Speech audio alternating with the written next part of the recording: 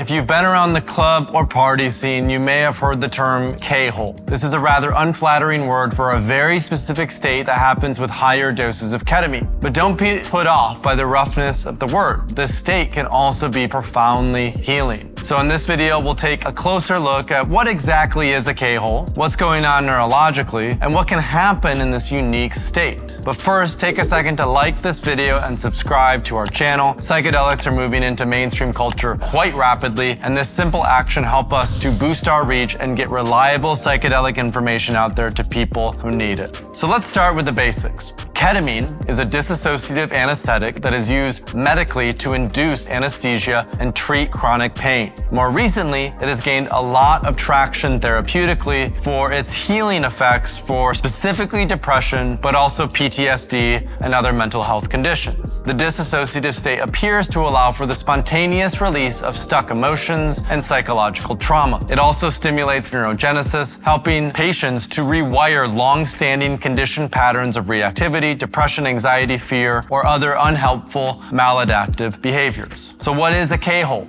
What does that mean? A K-hole is really a clubbing and party term used to describe a dissociative state that can occur after taking a high dose of ketamine. At high doses of ketamine, you enter into this immersive altered state in which you may have the feeling of leaving your body, being detached from yourself, and traveling through a dream-like world. Some may find this state of mind uncomfortable because they are very much not in control of what's happening. But if one can surrender or relax into it, many people have a life-changing healing or spiritual experience. So let's look at what's happening in the brain before we get into what that may actually look or feel like. So what's the neurological basis of the K-hole? Ketamine acts on the brain's glutamate system. Glutamate is the single most common neurotransmitter in the brain. It's estimated that 40% of neurons in your brain are glutamate neurons, and 90% of all neurons have glutamate receptors. You can think of the glutamate neuron system as the information superhighway of your brain. Some neuroscientists even call it the master neurotransmitter. It is quite involved in learning, memory, and anxiety. So when we start to talk about releasing trauma or painful memories with ketamine, it's because the modulation of the glutamate system helps these neural patterns to shift. Ketamine also works by blocking a specific type of glutamate receptor called the NMDA receptor. This blocks the flow of information between neurons, resulting in a dissociative state where the individual feels detached from their body and surroundings. At higher doses, this can create an out-of-body experience that can be similar to a near-death experience or feel like a completely different dimension. So what are some of the common experiences of a K-hole? The experience of a K-hole can vary, but here are some of the more common elements of the experience. Feelings of detachment or disassociation from your body, sense of self and surroundings, which can feel either disorienting or serene. A sense of motion, which may be falling, sinking, traveling upwards, or floating in the external environment or an internally created environment. Accessing memories in great detail and gaining new perspectives or emotional responses related to those perspectives. Examining current personal issues in an emotionally detached, non-reactive space of witnessing. Exploring strange, dreamlike worlds, space amongst the stars or a great void. The feeling of having died, an experience similar to many accounts of a near-death experience. Like NDEs, K-holes can include a feeling of peacefulness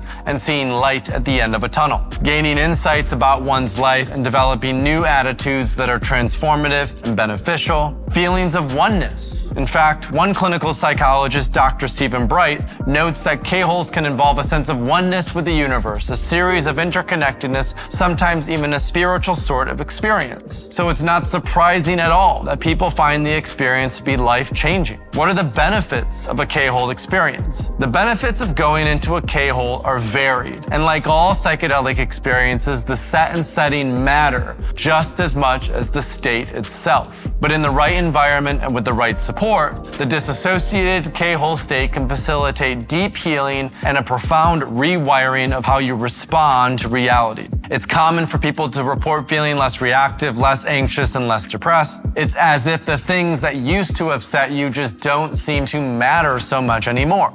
So clearly there's a lot of benefits. But what about the risks? What are those risks of a K-hole experience? The short-term risks of the K-hole mostly have to do with the effects of a high dose of ketamine. Some of them include paranoia, that you won't get back to normal reality, anxiety about what is happening, panic as you enter the altered state, agitation because you can't control the experience, hallucinations or highly vivid visual experiences that you may find disorienting or disturbing, short-term memory loss, nausea and vomiting, so make sure you don't eat before taking a high dose of ketamine, a slower heart rate, slower breathing, being unable to speak and communicate, and your body becomes numb and you really lose full bodily control. Walking can be particularly challenging, which can cause you to fall, maybe injuring yourself or someone else. So be sure you don't need to move anywhere for a while. These negative effects of high doses of ketamine can generally be mitigated with proper attention to set and setting, like making sure you're in a safe place where you won't be disturbed, or just having a sitter to help you